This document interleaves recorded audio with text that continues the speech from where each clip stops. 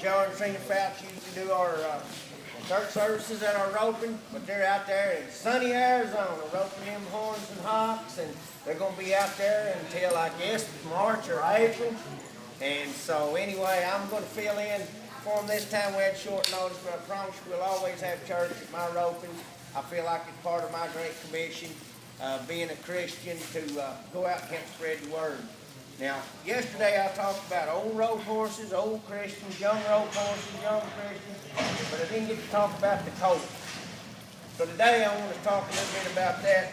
I'm going to give you a quick brief. If you don't know who I am, my name's Wingo, and I put on these ropings. This is my wife, Brenda, and I wandered around out in the wilderness longer than Noah. I was over 40 years old before I found Jesus and got saved. Turned into a Jesus-freak, kicked front doors down in ghettos and everything, telling them about Jesus. And I still am, but now I'm trying to kick team ropers in the butt and tell them about it. And the reason I want to tell them about them because I love the team rope. And there's no doubt in my mind that in heaven we're going to be there. We may have to ride donkeys because they don't talk a lot about horses in the Bible, unless it's some flying ones, and I don't know if I can ride one fast. But anyway, we know it's going to be great when we get there.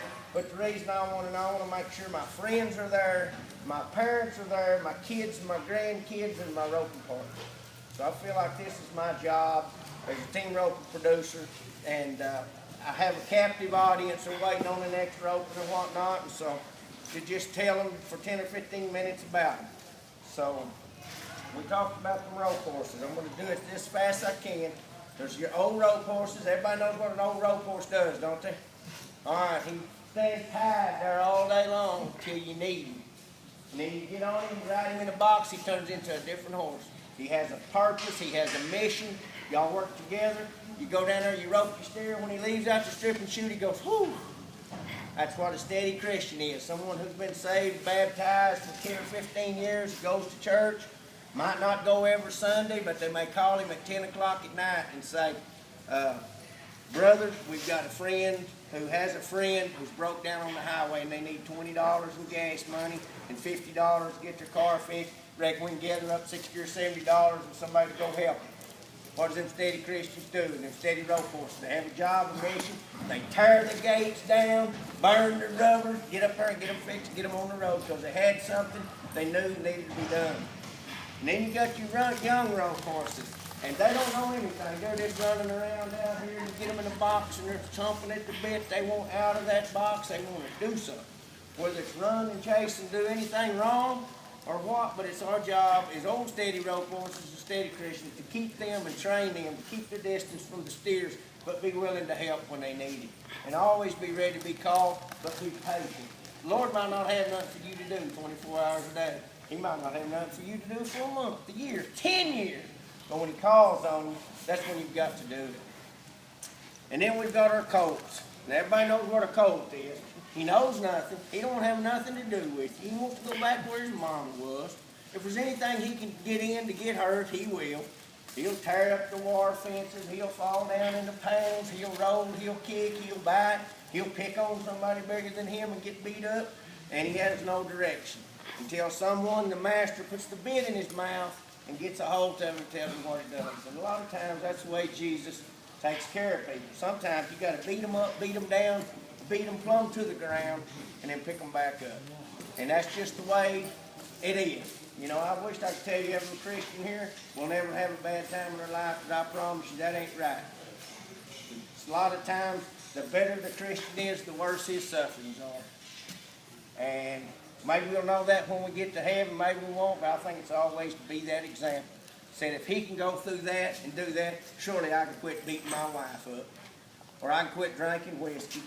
And I can quit doing these other things. If he can live through that and do all those things he's done, surely we can do that. Which brings us about now to what the message is going to be today. I want to talk about that extra run. How many of you in here has ever drew an extra run at a rope? I know almost every one of you has because it's just kind of part of the roping. The next question is, how many of you paid for that extra run and won something with it? And how many of you paid for it and never won nothing? And how many of you didn't pay and won the roping?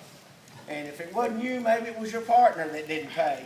And it's happened to me a lot. When I was first learning how to rope, nobody wanted to rope with me. and it seemed like if they didn't pay for their extra run, we won something. And so it was always good for me because it seemed like they were relaxed. They didn't really care whether they roped him or not. But anyway, as a steady Christian, you'll draw some extra runs. And the deal is, do you pay for those extra runs? Do you take your chance and let the Lord back you for half and go on? Or you just say, I can't do that. Let somebody else take my extra run. Well, anyway, I want to tell you about the extra run that happened yesterday. And I'm going to try my best not to be crying while I'm talking about this deal because, you know, I'm a person who believes everything happens for a reason. Well, anyway, yesterday in the 11 appreciation roping, we had 4 teams and 4 teams, 5 people that could win that saddle. Robert Burns was one of them sitting there. There was several of them, everybody but me. But anyway, we sat there and we watched it. The high team missed, legged, so done something. Anyway, the 3rd callback team wins. 4th callback team ends up winning 2nd. Both of them are the same guy, Lloyd South. 7th callback. What? 7th callback. 7th callback, okay. Well, anyway, everything happened in that roping, and Lloyd South ended up winning the saddle. Lloyd South, we've been talking about our toy drive. I guess I skipped that, but anyway, there's 12,000 foster kids in Oklahoma today, as of Friday, approximately 12,000. So anyway, those kids, if you've ever known a foster kid, been a foster kid, took a foster kid in, or knew someone you went to school with or whatever was a foster kid, you know, they may have changed 3 or 4 homes from the time they were as little as this girl until they're 17 or 18 years old, or until they found permanent parents. Well, anyway, and all of you who've known kids and had kids, can you imagine raising a kid for 2 years and being there every day, and then suddenly his dad gets out of prison and comes and gets him? You know, and you know it ain't the right place, and the kid don't want to go. That's just the way it is. But anyway, our part that we could do was get money for these kids to have for Christmas presents. And then we have angel trees everywhere. People know about the angel trees. Go in there and pick this angel and you buy you a deal for a 9-year-old girl or whatever. Anyway, there was 47 additional ones. Our goal was to get 100 kids these presents. We needed $2,500. We had a little road. We talked about things. We had one man, Jared Pickett, Sulphur Springs, Texas, saw on Facebook that someone had shared Jill Murray, who I roped with at the World Series. She's a 4-elite header. And we roped together. She saw this and shared it on her Facebook. Well, Jared Pickett, a very successful businessman in Sulphur Springs, saw that, called him, he said, I'm just convicted. I got to do it right now. He said, I'm putting it in the mailbox at 9 o'clock Friday night.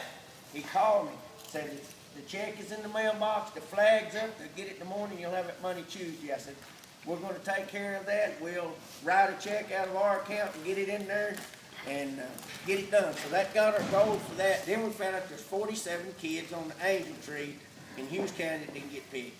So anyway, we getting back to our story, Lloyd wins the saddle, said, I want to auction that saddle off. Said, I'm giving it to them kids, y'all do whatever. Another coincidence, Dave Whitlock, good friend of mine, 4-elite header, ropes with me in the old timer ropings and everything, is up from Bells, Texas. Owns an auctioneering company and is the county commissioner. No, Grayson County, I guess. But anyway, Dave gets up there and he looks like Santa Claus and got his whiskers and everything. And for all of us that know him, he just stumbles around here all the time. But man, he got on that deal and auctioneered. I wanted to bid. Robert bid. I mean, it was just one of the deals. Good, wasn't it, Robert? I mean, it was a touch was on him. And anyway, it bid. We had several of our friends bidding on it. People that wanted that saddle, people that needed it for their horse. And then finally, there was one bid over here. And Brenda, I forgot that boy's name. Quentin Carter. Quentin Carter. Quentin Carter ends up being a winning bidder at $700. $725, I can't remember which one it was. But anyway. He's also a foster child. And that's right, and that's what I'm getting to. He drew an extra run yesterday. You know, he's a foster kid, and the Lord told him, he said, this is your extra run, what are you going to do with it? He told me, and Brenda and Kathy and Karen was all standing there, he said, I really don't have the money to buy that saddle. It's Christmas time and everything. But he said, I couldn't keep from raising my hand up. He said, because I was a foster kid. 9 homes, wasn't it, from the time?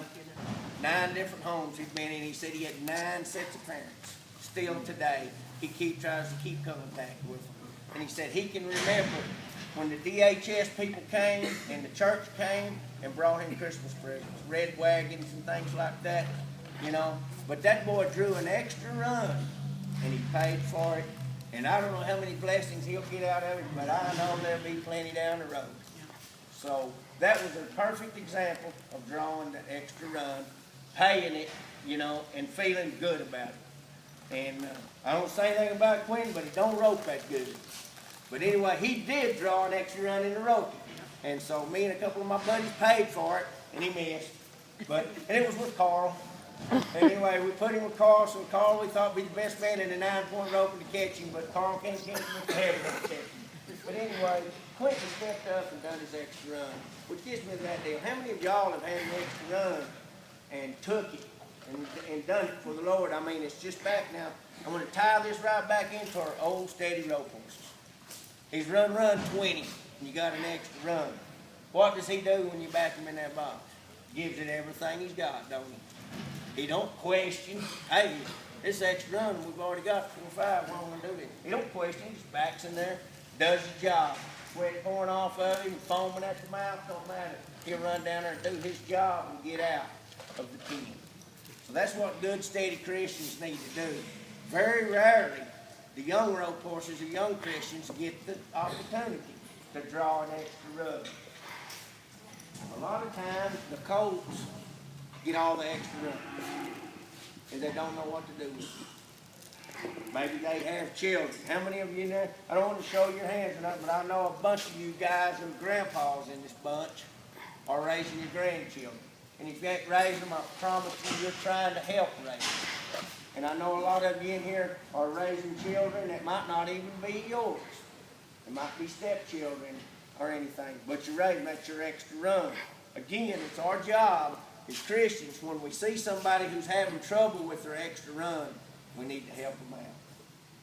And that can be through, that can be monetary, that can be go over and see them, that can be across the fence. I live way down in the country, and I never did have any neighbors, and all my neighbors were older when I got there. Me and Brenda's just about out of neighbors. We lost another one this summer to cancer, and I had 2 or 3 opportunities to go by there and see him, and I only went once. The deal was, I'm like a lot of you other guys around there, when you see somebody sick, you just don't want to go. How many of you are like that? I mean, you know, hey, he's got cancer. I remember him as a big stout boy like Robert. Now I go over and he weighs 50 pounds, you know, and he's got nose tubes and stuff, you know, and you say, hey, I just want to remember him like he was. But, you know, when I did stop there and see Robert Carter was his name. When I did stop by there and see Robert, he was on a lot of morphine and everything, but he told his wife, he said, turn that off for a few minutes. And so, anyway, she said, well, you don't want to go to her? He said, yeah, but I want to talk to Dave for a minute. And we visited for 4 or 5 minutes, and then I guess that stuff kind of wore off a little bit, and he became a little more comprehensive, and he was able to talk. And he said, Dave, I've done a lot of things around here that I didn't like to do. And he said, but I knew if I ever got to bind, you was down the road and I could help you if you know, if you needed something or if I needed something, I knowed all I'd do was call you. And I said, well, Robert, are you asking me something? What can I do for you? He said, I don't want you to have any burdens. He said, I don't want you to do nothing for me. But he said, I want you to make sure that my wife doesn't have any hardships down here that can be taken care of. I said, Robert, didn't y'all just buy that place? He said, yes. He said, she wanted it. I said, do you think she really wanted it? And he said, I don't know, but she said she did. And I said, well, if she wants it, we'll make sure it gets cleaned up or took care of, whatever it needs. So that was my extra run, and that's a big one to an old guy like me, to make sure that that happens. But Julie is making it fine. She's done wonders. She got some nice cows. Got her a hard hand to help her and do some things, you know, and it may change in a year or two where we have to do something else. But, I kept saying, well, you know, why did the Lord burden me with that deal? I got more than I can do anyway. And I'm wanting to quit and just team rope and heal and do all these other things. But she's never called me to say, hey, Dave, I need some help. Am I doing my part? Am I checking in? Probably not. But after yesterday, whenever Quentin Carter took his extra run, I know I'm going to go Monday and check him. And I'm going to see, because maybe that was my reminder of what we need to do. And it's not that hard to do, to be a steady Christian. And if you don't know Jesus, I'm not the man that can save you. He's not the man, nobody. Jesus is the only one. He's going to tell you when it's time to do it. The deal is, don't back up, and don't run backwards, and don't do anything. Just let him lead you in there. Come here a minute. Y'all don't know this boy, but I do. And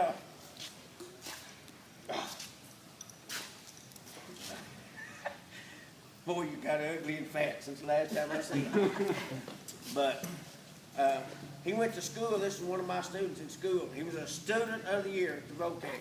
There's another one right there, Timmy Williams. And Langston Williams. So, you know, and I know that Clayton's got a little boy. But we was at a rope, and I've been talking to Clayton and pushing and tugging around on him and everything. Was 50 years old, had my old broke leg, had just retired from teaching school. And anyway, we was at a roping, and I'll bet you remember what happened at that roping, did you?